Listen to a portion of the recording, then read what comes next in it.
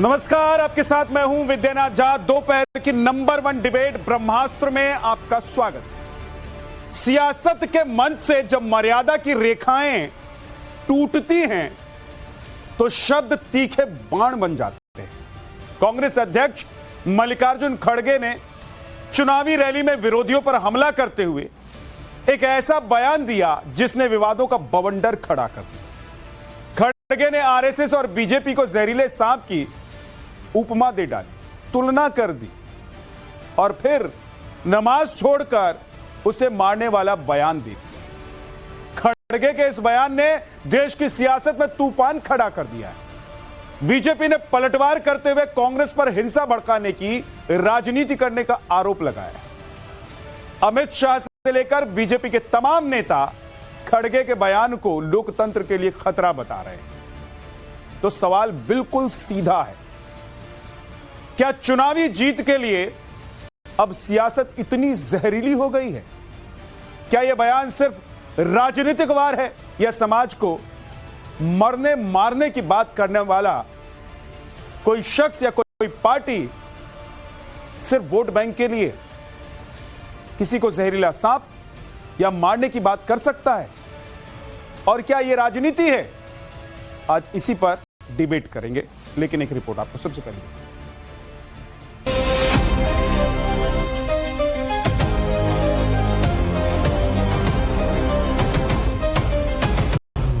ये जहरीला सांप है आरएसएस और बीजेपी।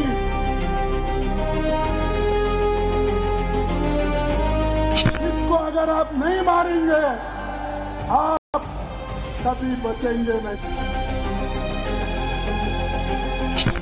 अरे खड़गे साहब, मंच पर चढ़कर देखिए, हजारों की संख्या में 50,000 लोग खड़े हैं।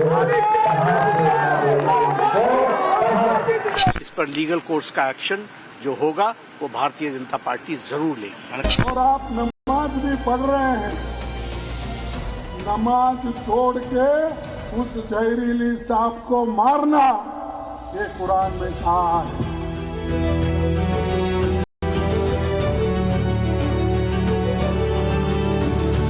मोहब्बत की दुकान नहीं, ये नफरत की जुबान, नफरत के भाईजान हैं, जिहाद की सोच रखते हैं।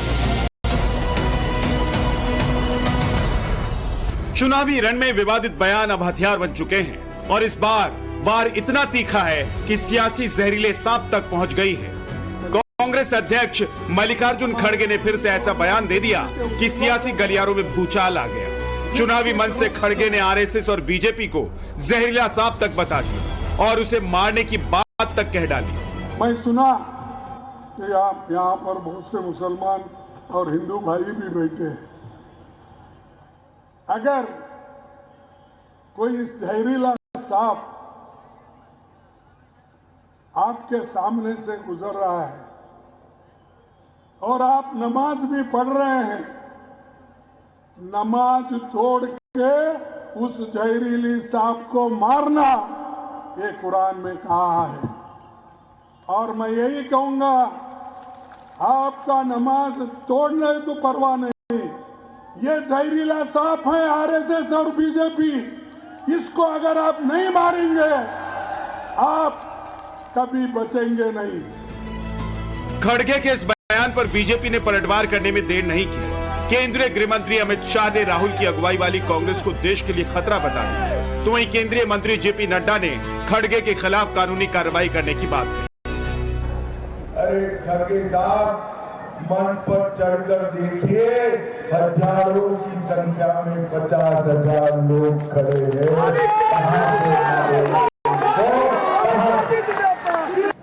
हमारी लोकतांत्रिक व्यवस्था के लिए राहुल के नेतृत्व वाली कांग्रेस खतरा हो गई है। Congress party divide and rule, appeasement, देश को खंडित करो, देश को विभाजित करो, और जो हमारे गैर राष्ट्रवादी ताकतें हैं उसको मजबूती लाओ और देश में किसी तरीके से उपद्रव हो, इस मानसिकता की सोच के साथ इंडियन नेशनल कांग्रेस काम कर रही है। खड़गे और कांग्रेस पर हमला और ये विवाद यही नहीं थमा, खड़गे ने अपने भाषण में नमाज छोड़कर जहरीले सांप को मारने की बात कही, जिसके बाद बीजेपी प्रवक्ता शहजाद पूनावाला ने खड़गे पर मुस्लिम वोट बैंक को तुष्टीकरण के लिए भड़काने का आरोप लगा दिया। जवाब में कांग्रेस सांसद इमरान मसूद ने कहा कि बीजेपी मुसलमानों को गाली देने के अलावा कुछ और नहीं करती, जिस पर जवाबी हमले में बीजेपी प्रवक्ता प्रदीप भंडारी ने कांग्रेस को अर्बन नक्सली सोच वाली पार्टी करार दिया। ये आईएनसी इंडियन नेशनल कांग्रेस नहीं, ये आईजेसी इंडियन जिहादी कांग्रेस बन चुकी है। जिस प्रकार से मल्लिकार्जुन खड़गे जी मुस्लिम वोट बैंक को अपील करने के लिए उन्हें सीधे सीधे भड़का रहे हैं और कहते हैं कि अपने राजनीतिक विरोधियों की हत्या कर दो, उनको एलिमिनेट कर दो, उनकी सुपारी देते हैं, उन्हें मरवाने के लिए आप उनको उकसाते हैं, वो भी रिलीजियस ग्राउंड पर। ये जिहादी सोच है। कांग्रेस तो सबकी बात करती है, आप तो मुसलमान के गाली देने के अलावा कुछ करते ही नहीं। इसके अलावा देश की एक बड़ी आबादी को आप आइसोलेट करने की बात करते हो तो तरक्की के रास्ते कैसे खुलेंगे? उसकी नफरत के सहारे आप सत्ता हासिल करते हो और देते कुछ नहीं। जिनके वोट पे आप सत्ता हासिल करते हो, सबसे ज्यादा गला तो आप उन्हीं का वोट देते हो। कांग्रेस के राष्ट्रीय अध्यक्ष राहुल गांधी और सोनिया गांधी के कहने पर भारतीय जनता पार्टी के कार्यकर्ताओं को मारने और मरने की बात कर रहे हैं। इससे यही स्पष्ट होता है कि कांग्रेस पार्टी की राजनीति जहरीली राजनीति है। ये वही राजनीति है जो मौत का सौदागर वाली राजनीति थी और इसी के कारण कांग्रेस पार्टी लगातार विपक्ष में बैठ रही है। इससे ये भी साबित होता है कि कांग्रेस पार्टी की मंशा एक अर्बन नक्सली की है। वो अपने राजनीतिक विरोधियों के खिलाफ हिंसा भड़काने का प्रयास कर रही है। पाकिस्तान और कांग्रेस दोनों की एक ही मंशा है, राष्ट्रवादियों का विरोध करना और राष्ट्रवादियों के खिलाफ हिंसा भड़काना। इसीलिए देश की जनता कांग्रेस पार्टी को देश विरोधी पार्टी कहती है। साफ है कि चुनाव जैसे जैसे करीब आ रहे हैं, मुद्दों की जगह निजी हमले और विवादित बयानों ने ले ली। ऐसे में सवाल यही है कि क्या ये बयानबाजी सिर्फ वोट की फसल काटने के लिए है या फिर चुनावी राजनीति अब खतरनाक ध्रुवीकरण की नई पिच पर पहुंच चुकी है। ब्यूरो रिपोर्ट, टाइम्स नाउ, नव भारत। राहुल गांधी हाथ में लाल संविधान की किताब लेकर घूमते हैं, कहते देश में संविधान, देश में लोकतंत्र बीजेपी खत्म कर रही है। राष्ट्रीय अध्यक्ष हैं मल्लिकार्जुन खड़गे, कह रहे हैं विरोधी जहरीले सांप हैं, नमाज छोड़कर पहले इनको खत्म कर दो। ये सेकुलरिज्म है, ये कांग्रेस का सेकुलरिज्म है। मतलब विरोधी होने ही नहीं चाहिए। और सबसे बड़ी बात आप ये सोचिए कि राम और राम मंदिर का जब भी मुद्दा आया, मसला आया, आप इन लोगों से पूछ लीजिए, ये लोग कहेंगे कि धार्मिक मसला है, ये निजी मामला होता है, इस पर राजनीति नहीं होनी चाहिए।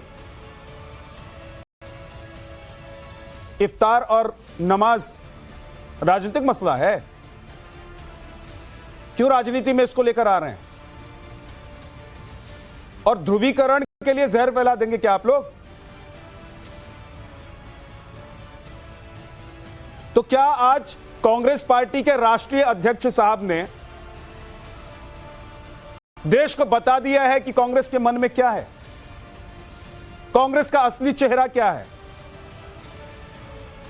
क्या मल्लिकार्जुन खड़गे ने कल और आज 2 दिन में जो बयान दिया, एक बयान देश की जनता को लेकर और दूसरा बयान आज अपने विरोधियों को लेकर, बताइए, कह रहे हैं कि जहरीला सांप है आरएसएस और बीजेपी। अगर नमाज पढ़ रहे हैं तो पहले उठकर नमाज छोड़कर इनको खत्म कर दीजिए, क्योंकि कुरान इसकी इजाजत देता है। भाई कुरान कहता है कि अगर आप नमाज पढ़ रहे हैं और आपके ऊपर कोई ऐसा संकट आ रहा है कि आपको बीच में नमाज छोड़नी पड़े तो आप छोड़ सकते हैं। आज इसी पर बात करेंगे। अनिरुद्ध प्रताप सिंह बीजेपी के प्रवक्ता हमारे साथ हैं, अमिजेश अवस्थी राजनीतिक विश्लेषक हमारे साथ हैं, जगदीश शर्मा कांग्रेस के नेता हमारे साथ हैं, विवेक श्रीवास्तव नेता लेफ्ट से हमारे साथ। आप सभी का बहुत बहुत स्वागत है। जगदीश जी, ये सेकुलरिज्म है आप लोगों का, ये देश का संविधान कहता है कि विरोधियों को जहरीले सांप बताकर लोगों को भड़काओ और उनको खत्म कर दो। देखिए, विद्यानाथ झा जी का साफ है, उस पर आप कुछ नहीं बोलेंगे। और अभी आप मेरे को कच्छाधारी दिखाते, लठ लेके चल रहे थे आपके चैनल पर आरएसएस वाले। बता देने कितने फौज में है, कितने ऑपरेशन सिंदूर में थे। इन्होंने झंडा भी नहीं फहराते, जहरीले सांप तो है ये। और मजे की बात यह है कि यार बड़ा अच्छा लगता है जब आप कितने कांग्रेसी ऑपरेशन सिंदूर में थे। अभी इनके प्रवक्ता कितने कांग्रेसी जगदीश शर्मा ऑपरेशन सिंदूर में थे। कांग्रेसी थे पूरे भारत। कितने कांग्रेसी ऑपरेशन सिंदूर में थे। राजनीतिक पार्टियां क्या लड़ाई लड़ती हैं। राहुल प्रियंका राजनीतिक पार्टियां क्या मोर्चा संभालती हैं। राजनीतिक पार्टियां क्या लड़ाई लड़ती है। जगदीश शर्मा मुद्दे पर रहिए। भाई विद्यानाथ जगदीश जी मुद्दे पर रहिए। सुनिए, ये आप लोगों का सेक्युलरिज्म है। आरएसएस के बता दीजिए जगदीश जी एक सेकंड। भारत के तो है पर फौज में कितने हैं। देखिए विद्यानाथ झा जी वाकई ये जहरीले सांप है। ये संविधान को खत्म करना चाहते हैं। आप इसका मतलब है कि देश में जहर फैलाना चाहते हैं। बेटा राहुल गांधी, आप लोग कहते हैं कि राम और राम का मंदिर का नाम जहां भी आता है मोदी के तो वो धार्मिक मसला हो जाता है। इफ्तार और नमाज में आप लोग राजनीति ढूंढ लेते हैं। कोई देश में भूचाल नहीं आया है। कोई देश में भूचाल नहीं आया। अभी आपने पहले आप लोग जगदीश शर्मा जी, आपकी जब सरकार थी ना, अब तो भक्त कुछ चमचे मोदी के उत्तर में सिर्फ एक राज्य में सरकार है तिल मिलाए और बाकी 2 राज्य में और सरकार है आप लोगों की, देश में है ना जगदीश शर्मा जी। नहीं तो इफ्तार पार्टी में टोपी लगाकर घूमते हुए दिखाई देते थे आपके नेता। आप लोग तब भी मुसलमानों का इस्तेमाल कर रहे थे वोट के लिए, और आज भी आपके राष्ट्रीय अध्यक्ष मुसलमानों को भड़का रहे हैं। भाई आप तो पत्रकार हैं सर, आप पत्रकार हैं महोदय आप पत्रकार हैं। जगदीश जी देश खुशी मना रहा है। खड़गे ने सही कहा, चोर को चोर का और सांप को सांप का। मतलब आप देश में मारकाट मचाना चाहते हैं। आप तो पत्रकार हैं जगदीश जी, आपकी पार्टी देश में मारकाट मचाना चाहती है। ये कच्छाधारी लठ लेके चल रहे थे। मैं कह रहा हूं देश में आपकी पार्टी मारकाट मचाना चाहती है। कितने सम्मानित है ये। आपकी पार्टी क्या देश में मारकाट मचाना चाहती है। कौन से बिलों में थे। आप लोग आरोप लगाते हैं कि बीजेपी दंगा कराती है। क्या देश में दंगा कांग्रेस करवाना चाहती है। एक कच्छाधारी फौज में नहीं है। एक कच्छाधारी फौज में नहीं है। ये भारत का झंडे से नफरत करते हैं। ये भगवा फैलाना चाहते हैं। फौज में कच्छाधारी और सफेद पोश होने की जरूरत। पत्रकार सर मेरी बात सुनिए जगदीश जी, सफेद पोश फौज में जाकर काम नहीं कर सकते। ये जो सफेद कुर्ता पहनकर आप बैठते हैं ना, या जो लोग पहनकर बैठते हैं, वो फौज में काम नहीं कर सकते सर। उनके लिए फौज नहीं है, उनके लिए सरहद नहीं है। उसके लिए जवानों को ट्रेनिंग लेनी पड़ती है। उसके लिए देश से प्रेम करना पड़ता है। देश के लिए हम भी देश के लिए लड़ेंगे। ऐसी भावना तो आप सफेद कुर्ता पहनकर देश के लिए लड़ सकते हैं, तो कोई हाफ पैंट पहनकर भी देश के लिए लड़ सकता है। लेकिन मैं ये कह रहा हूं आप लोगों की आइडियोलॉजिकल गए थे युद्ध में। जगदीश जी, आइडियोलॉजिकली आप लोग एक दूसरे के विरोधी हो सकते हैं। सामने फिर राहुल गांधी क्यों घूमते हैं हाथ में संविधान की किताब लेकर। अगर आप लोग विश्वास नहीं रखते हैं संविधान पर, आप लोग लोकतंत्र पर विश्वास नहीं रखते हैं, आप लोग पक्ष और विपक्ष पर विश्वास नहीं रखते हैं। संविधान खत्म कर दिया इन्होंने। पवन खेड़ा ने सबूतों के साथ बताया असम का मुख्यमंत्री चोर है, और जांच हो रही है पवन खेड़ा की। यह संविधान का अपमान ही तो है। इसी को तो बचाना भाई, आप भी योगदान दो। जगदीश जी, संविधान खत्म हो रहा है। आप जांच होनी चाहिए चोर की कह रहे हैं, उस पर मैं आपसे कंप्लेंट करने सहमति और असहमति नहीं जता रहा हूं। लेकिन जो खड़गे साहब ने बयान दिया है, उन्होंने कहा है कि उन्होंने कुरान का हवाला दिया है। आप सोचिए, एक समुदाय को पूरा देश उसके धार्मिक ग्रंथ के नाम पर आप कैसे उसको बहकाना, बरगलाना और भड़काना चाहते हैं। सोशल मीडिया भी कर रही है। खड़गे साहब ने चोर को चोर कहा, सांप को सांप कहा ही जाएगा। जो सांप होगा, जो देश तोड़ेगा, जो भाई से भाई को लड़ाएगा, जो हिंदू मुसलमान करेगा, वो सांप ही है। ये जो बयान है जगदीश जी, ये जो बयान है, और इनको नमाज छोड़कर लोकतंत्र संविधान के लिए पहले आप आरएसएस और बीजेपी को खत्म कर दीजिए, दिखे तो, क्योंकि वो जहरीले सांप है। देखिए ये देश कौन तोड़ रहा है, की पूजा छोड़कर ये नफरत कौन फैला रहा है, मतलब देश ये दंगा फैलाने की कोशिश कौन कर रहा है। अरे सरकार हिंदू मुसलमानों को लड़ाने की कोशिश कौन कर रहा है। कौन कर रहा है, कौन कर रहा है हिंदू मुसलमान, बताइए कौन है जहरीले सांप। कौन झंडा नहीं फहराते देश का, कौन युद्ध में नहीं जाते। कच्छाधारी कोई देखा फौज में नहीं मिलेगा, क्योंकि ये जहरीले सांप है और इनको कुचलना बहुत जरूरी है लोकतंत्र और संविधान के लिए। आज नहीं तो कल भाई आप भी बोलोगे। जगदीश जी, मैं तो ये पूछ रहा हूं कि अगर कांग्रेस कहती है कि वो सेक्युलर पार्टी है, अगर राहुल गांधी हाथ में लाल किताब लेकर घूमते हैं संविधान की, और कहते हैं कि देश में संविधान खत्म हो रहा है, अगर आप लोग कहते हैं कि देश में लोकतंत्र खत्म हो रहा है, तो आपका जो ये बयान है, कांग्रेस पार्टी के राष्ट्रीय अध्यक्ष का जो ये बयान है, ये क्या सेक्युलर बयान है? आप लोग राम और राम मंदिर को धार्मिक मसला मानते हैं, विद्यानाथ आप लोग इफ्तार और नमाज को क्या राजनीतिक मसला मानते हैं? विद्यानाथ भाई, हमारा संविधान विद्यानाथ भाई, हमारा संविधान ये कहता है अगर कोई कंप्लेंट करा, जांच चोर की होनी चाहिए। या पवनखेड़ा की कंप्लेंट हो रही, संविधान रहेगा। पवनखेड़ा पर आपकी सुई अटकी हुई है, आपके राष्ट्रीय अध्यक्ष एक पूरे समुदाय को भड़का रहे हैं और अटकी नहीं है, जहर फैला रहे हैं। संविधान की बात कर रहा हूं, संविधान की बात करूं। संविधान कहां है? हमारा संविधान कहता है कि तो संविधान ये है, पकड़ो, संविधान ये है कि विरोधी पार्टी के लोगों को मार दो, खत्म कर दो, ये संविधान है। संविधान यह इनकी विचार, ये संविधान है, इनकी जो जहरीला विचारधारा है। तो वही विचारधारा बता रहे हैं क्या मल्लिकार्जुन खड़गे? जो आपकी विचारधारा, जो कांग्रेस की विचारधारा है, ट्रंप की हकीरी रख रही है, वही विचारधारा मल्लिकार्जुन खड़गे बता रहे हैं, जो आप लोगों की है, जो कांग्रेस की विचारधारा है, लोगों के खिलाफ काम कर रहा है। जगदीश जी, सीधा सीधा सवाल पूछ रहा हूं, जवाब दीजिए। लोगों के लिए क्या मल्लिकार्जुन खड़गे जो बता रहे हैं वो कांग्रेस की विचारधारा नहीं है तो क्या है? फिर क्यों वो जहर उगल रहे हैं? उनके जहरीले बयान का क्या मतलब है? भाई मल्लिकार्जुन खड़गे ये बता रहे हैं, चोरों को पकड़ो, चोरों को मारो, जो झंडा न फहराए उसको खत्म करो, ये संविधान कहता है। अब निजेश अवस्थी जी, लेना आगे आपने क्यों मीसा पर नहीं बोला जब 2016 में उत्तर प्रदेश में उन्होंने कांग्रेस को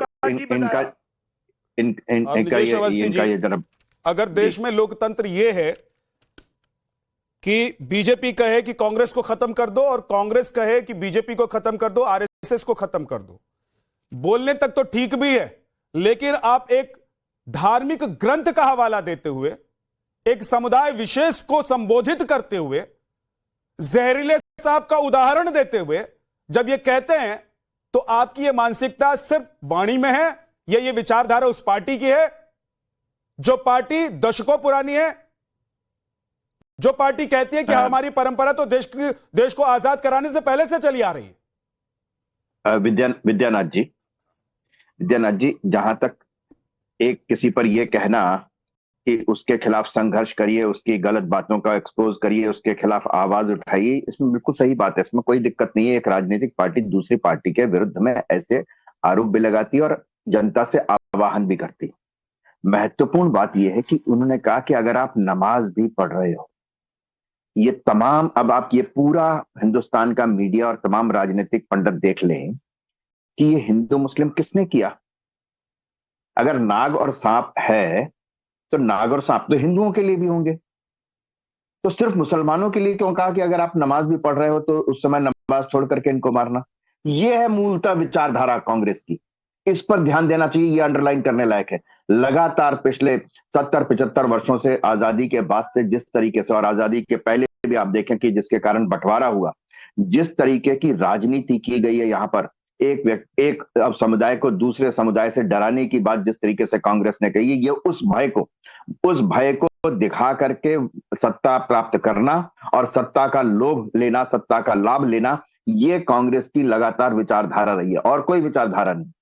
कांग्रेस मुक्त भारत की बात आपने कहा ना, अरे कांग्रेस मुक्त कांग्रेसी मुक्त नहीं, एक विचारधारा से मुक्त होकर के, जो वो विचारधारा जो इस तरीके से सांप्रदायिक बात करती है, जो लगातार भ्रष्टाचार करती है, जो इस तरीके के देश विरोधी कामों में लिप्त रहती है, जो सेना के खिलाफ बोलती है, ओपी नहीं दिया, जनरल मानेक शाह को पेंशन तक नहीं दी, वो फील्ड मार्शल जिन्होंने 1971 की लड़ाई में विजय दिलाई थी, मृत्यु के तक उनको मिले नहीं, उनको पेंशन तक नहीं मिली।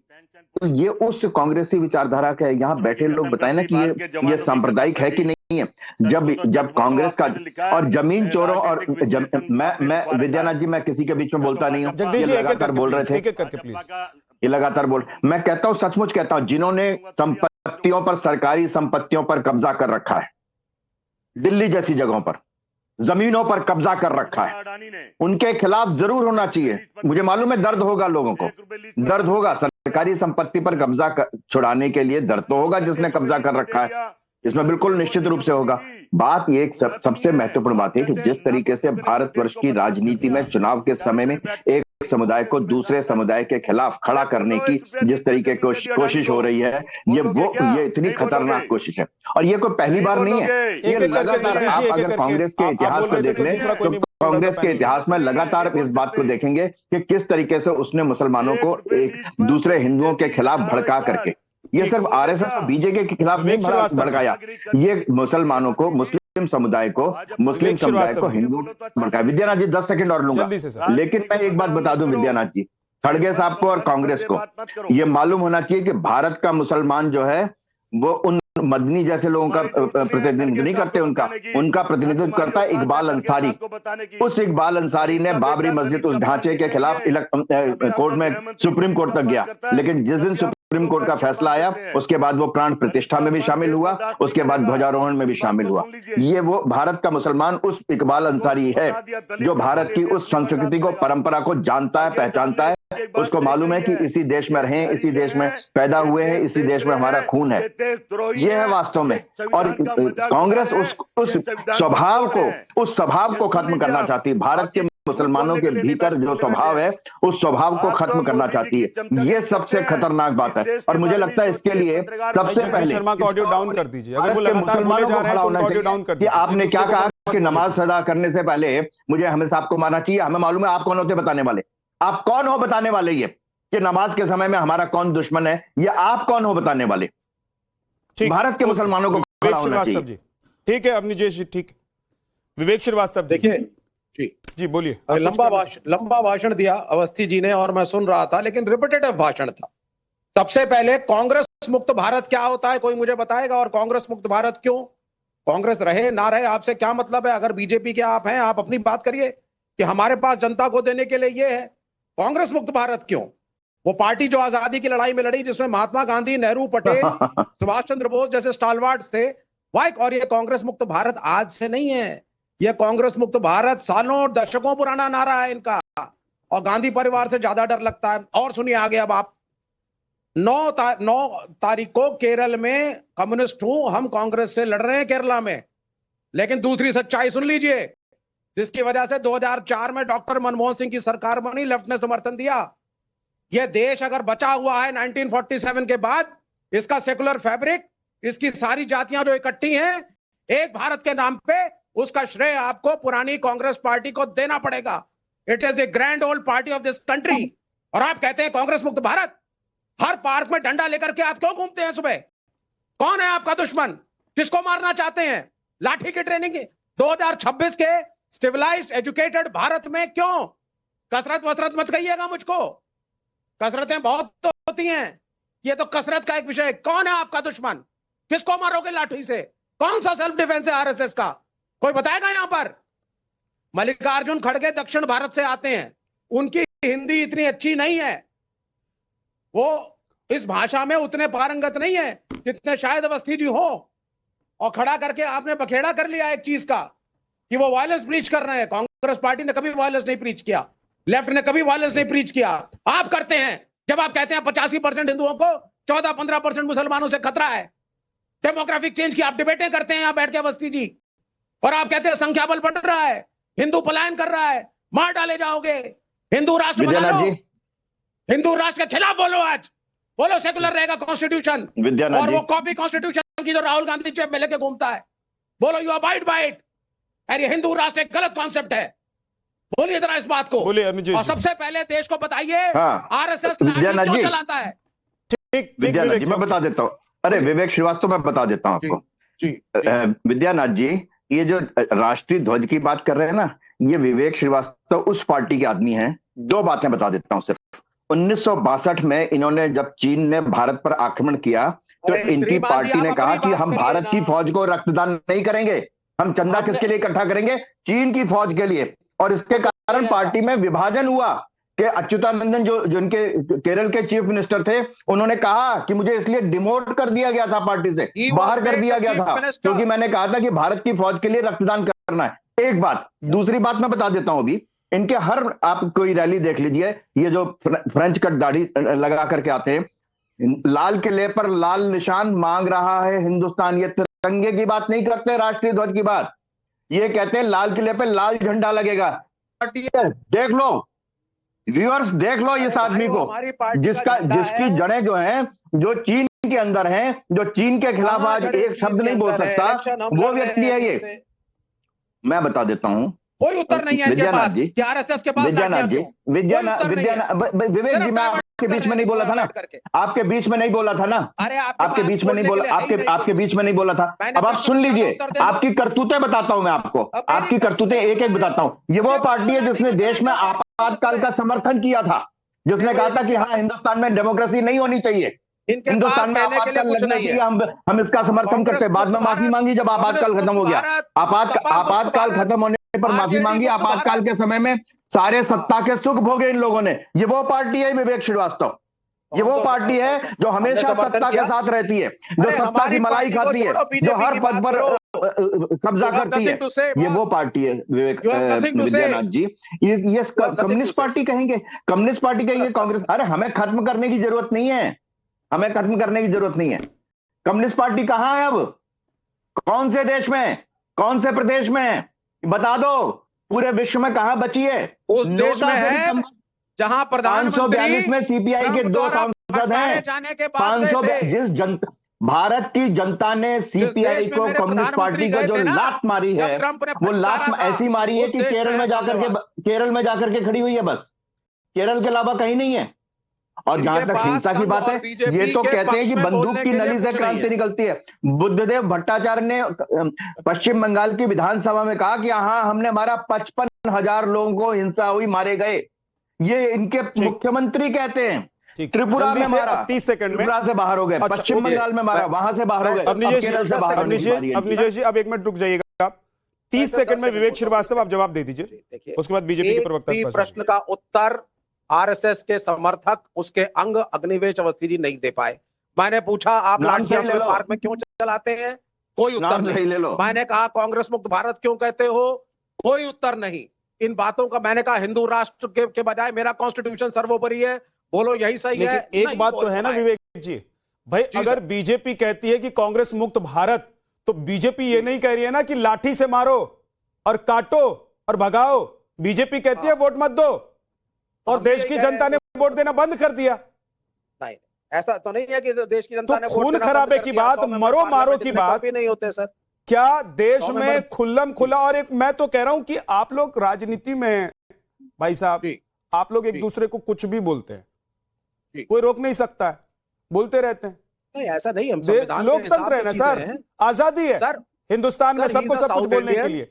लेकिन एक बात विवेक जी, मैं एक बात कह रहा हूं, जब आप इस लेवल पर आ जाते हैं कि एक धार्मिक ग्रंथ का हवाला देते हुए आप एक समुदाय को कहते हैं कि जहां दिख जाएं वो लोग तो उनको मारो, इसका मतलब यह है कि आप जहर फैलाने की कोशिश कर रहे हैं। अरे सर, इसका तो मतलब यह है कि आप ध्रुवीकरण में एक तो ध्रुवीकरण ऊपर से उसमें जहर, मतलब अब आग में घी डालने का काम कर रहे हैं। नहीं सर, नहीं सर, नहीं सर, आप बिल्कुल अगर आप कह रहे हैं मैं आपकी बात से सहमत होता, लेकिन इसी सांस में फिर आप ये भी क्रिटिसाइज करिए कि हिंदू ग्रंथों का हवाला देके, हिंदू धर्म का हवाला दे करके, मेजॉरिटी को बरगला करके हिंदू राष्ट्र की बात करना, मंदिरों और मस्जिदों की लड़ाई लड़ना, मैं पूछ रहा हूं हर जगह पे कहां गीता का उदाहरण देकर भी गलत है। एक बात बता दीजिए विवेक जी, मैं आपसे पूछ रहा हूं कहां गीता का उदाहरण देकर, कहां गीता का नाम लेकर कहा जा रहा है कि जाओ युद्ध करो और मार दो।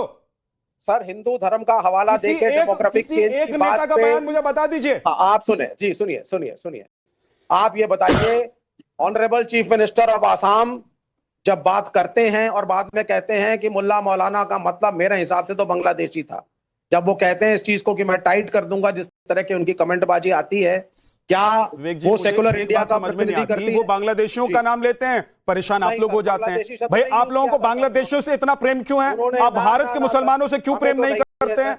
नहीं, ये आप सर्टिफिकेट ना दें, उन्होंने बांग्लादेशी शब्द का प्रयोग नहीं किया था। उन्होंने जो शब्दों का प्रयोग किया था वो मुस्लिम रिलीजन और उसके प्रैक्टिशनर्स के लिए यूज होता है। पहली चीज, हिंदू राष्ट्र का कॉन्सेप्ट गलत है, बोल देना अग्निवेश अवस्थी, बोले there is nothing called Hindu Rashtra, there will never be a Hindu Rashtra and he stands by secular constitution and RSS says ये कॉन्स्टिट्यूशन परफेक्ट है, हम इसी को फॉलो करेंगे। आप भी तो देश में लाल झंडा ही फहराना चाह रहे थे ना?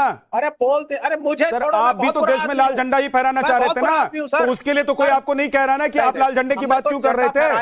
लाल झंडे का मतलब क्या होता है पूरे देश को पता है सर। सर सुनिए सर, 35 साल ज्योति बसु ने झंडा जो आपके फहराया है आइडियोलॉजी को तिरंगा। जानते हैं, जिन्होंने केरल में आपके आइडियोलॉजी के झंडा लोगों को फहराया देखा है कि वो तिरंगा। क्या कर रहे हैं, विवेक जी नहीं, बताने नहीं, की जरूरत नहीं है, प्लीज। नहीं, गलत बात है, गलत मैं बात है, प्लीज, मत करिए। मैं आपको आप ये रिक्वेस्ट कह कर रहा हूं, हैं कि- इस मुद्दे पर मत आइए, सुने, नहीं तो मैं ही आप आपसे गलत कह डिबेट रहे कर हैं, लूंगा। ये डिबेट नहीं, 1 घंटे बिल्कुल की हो कर लो, जाएगी सर, नहीं, इतना नहीं, वक्त नहीं है इस सर। डिबेट के लिए, मुद्दे पर नहीं, रहते सर। हैं। आप कह रहे हैं कि ज्योति बसु ने तिरंगा नहीं अनिरुद्ध फहराया। प्रताप सिंह, एक सेकंड विवेक जी, अब थोड़ा सा रुक जाइएगा।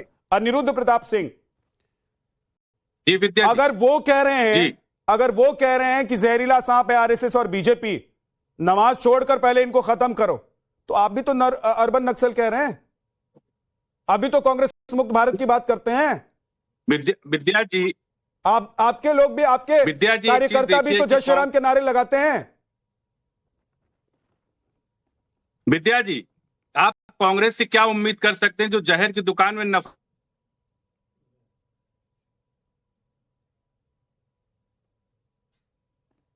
आपके नेटवर्क में शायद कुछ दिक्कत है अनिरुद्ध प्रताप, आपकी आवाज नहीं आ रही है, आपके नेटवर्क को ठीक करते हैं, वापस मैं आपके पास लौट कर आता हूं। हाजी नाजिम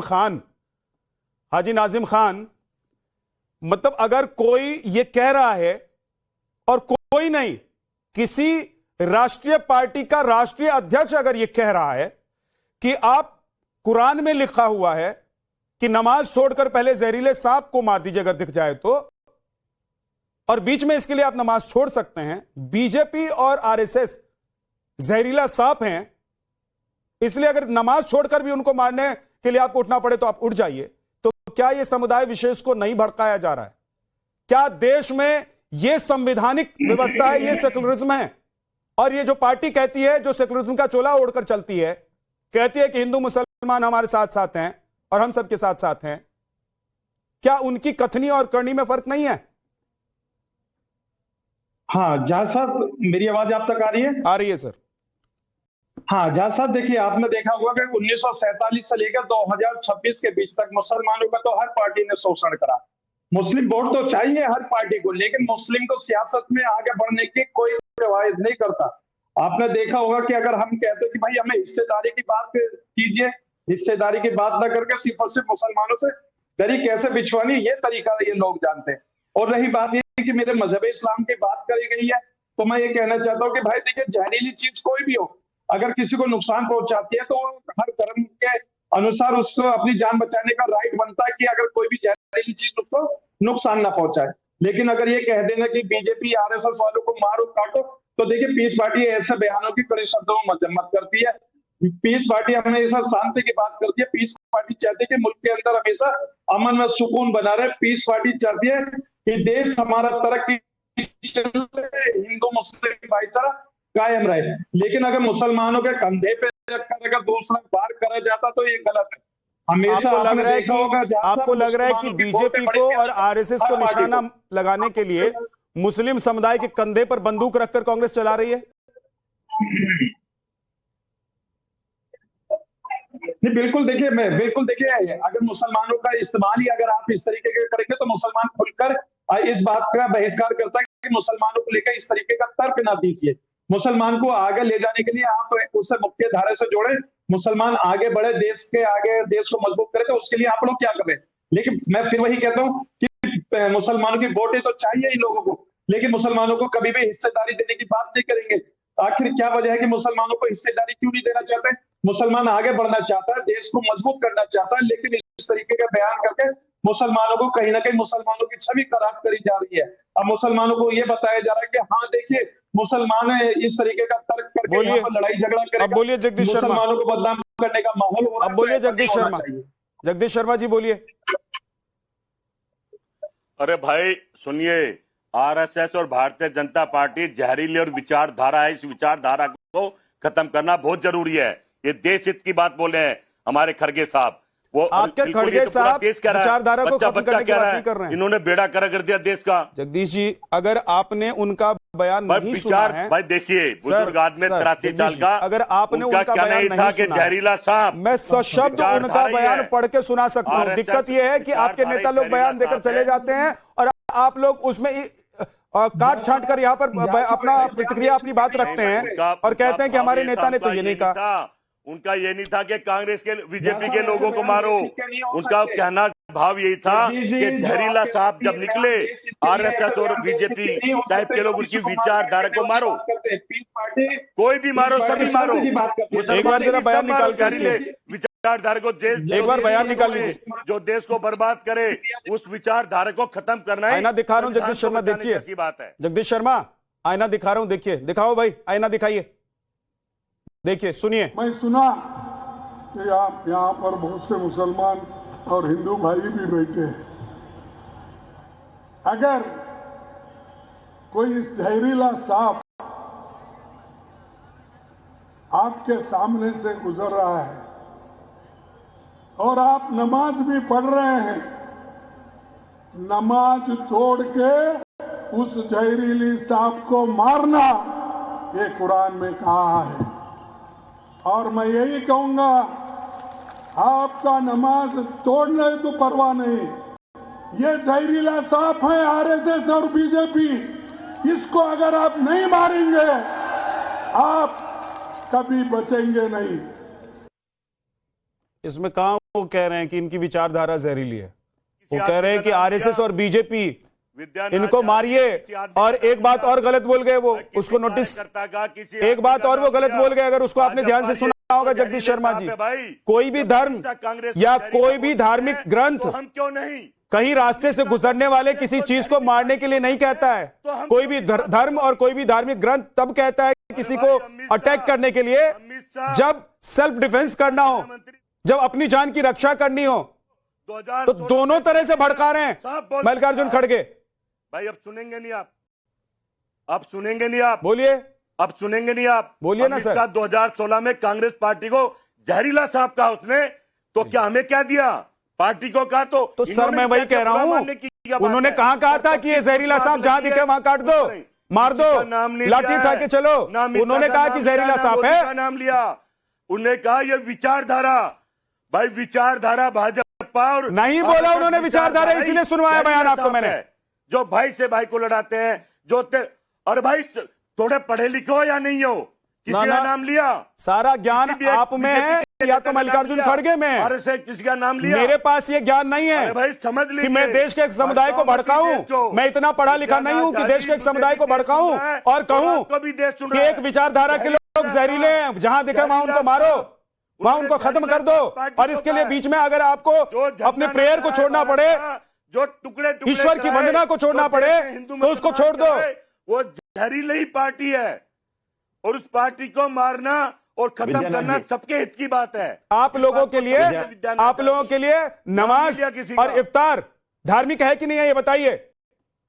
विद्यानाथ जी, एक सेकंड आ रहा हूं अनिजेश जी। अरे भाई हमारे लिए तो हिंदुस्तानी धार्मिक है, हिंदुस्तान के लोग धार्मिक हैं।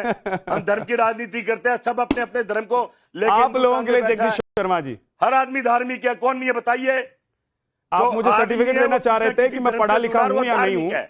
तो मैं आपसे एक सवाल पूछ रहा हूं, उसका जवाब दे दीजिए, जनता को सर्टिफिकेट मिल जाएगा कि कौन कितना पढ़ा लिखा है। जगदीश शर्मा सुन लीजिए, ये बता दीजिए कि आप लोगों के लिए नमाज और इफ्तार धार्मिक है या नहीं है, बताइए। मंदिर बनाना आप लोगों के लिए नमाज और इफ्तार धार्मिक है या नहीं है, ये बताइए जगदीश जी।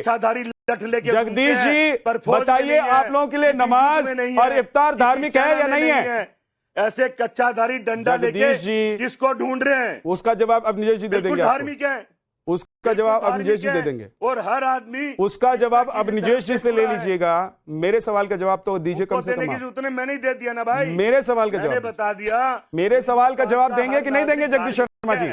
मैं पूछ रहा हूं कांग्रेस के लिए नमाज और इफ्तार, आप पूछे क्या सवाल? कांग्रेस के लिए नमाज और इफ्तार क्या धार्मिक है या नहीं है? भाई धर्म से जुड़े तो धार्मिक ही है, तो फिर राजनीति में क्यों घसीट रहे हैं उसको आप लोग? या देश की जनता को? आप लोग तो वही पार्टी है ना, आप लोग वही नेता है ना जो कहते हैं कि राम मंदिर और राम का नाम मत लीजिए, राजनीति में राम को मत लाइए। राम मंदिर बनाने की बात जब हो रही थी दशकों तक, तो आप लोग कह रहे थे कि हम राम मंदिर या राम का नाम इसलिए नहीं लेंगे क्योंकि ये धार्मिक मसला है और धार्मिक मसला निजी मसला होता है। जगदीश शर्मा जी, लेकिन आप लोगों को इफ्तार पार्टी में जाना है, टोपी लगाकर बैठना है, वहां खाना खाना है और फोटो खिंचवा के अखबार में और टीवी पर चलवाना है, झूठी राम के नाम, क्योंकि उसके नाम पर आप लोगों को वोट चाहिए। आप लोग सिर्फ वोट लेने के लिए इफ्तार पार्टी में जाते हैं आदमी है। अरे और नमाज पर नाम के लोगों को भड़काते हैं। खतरे में है, हिंदू डरा हुआ है, हिंदू मर रहा है, हिंदू खतरे में है। ये कौन से नेता हैं? कौन सी पार्टी के नेता? यही तो जहरीले हैं, यही तो जहरीले हैं खड़गे साहब, इन्हीं को जल्दी जहरीले से कह रहे हैं। विजय जी मुद्दों पर, जनता की बातों पर विद्यानाथ जी महत्वपूर्ण बात यह है कि उन्होंने कहा कि यहाँ पे हिंदू और मुसलमान दोनों बैठे हैं, लेकिन उन्होंने हिंदुओं से कुछ नहीं कहा। उन्होंने एक समुदाय को, एक कम्युनिटी को एड्रेस करके कहा कि आप नमाज पढ़ रहे हो तो आप नमाज के बीच में से उनको उठ करके मारना, विशुद्ध रूप से। इसमें कहीं कोई इफेक्ट बट नहीं है। सांप्रदायिक शक्तियों को, सांप्रदायिक ताकत को, सांप्रदायिक सोच को सामने रखा है खड़गे साहब ने। और आप किसको कह रहे हैं कि आप पढ़े लिखे? अभी खड़गे साहब ने कल ही परसों कहा था कि सिर्फ केरल के लोग, दक्षिण भारत के लोग पढ़े लिखे होते हैं, उत्तर भारत के सारे लोग तो अनपढ़ होते हैं। उनको भाजपा, उनको अनपढ़ लोगों कांग्रेस के राष्ट्रीय अध्यक्ष ने जिस तरह की बातें कही हैं, मैं मानता हूं इन बातों से उनको चुनाव में शायद फायदा हो जाए। मैं मानता हूं कि इससे असम में, केरल में, या जहां इस वक्त चुनाव है 5 राज्यों में, वहां कांग्रेस को कुछ फायदा हो जाए।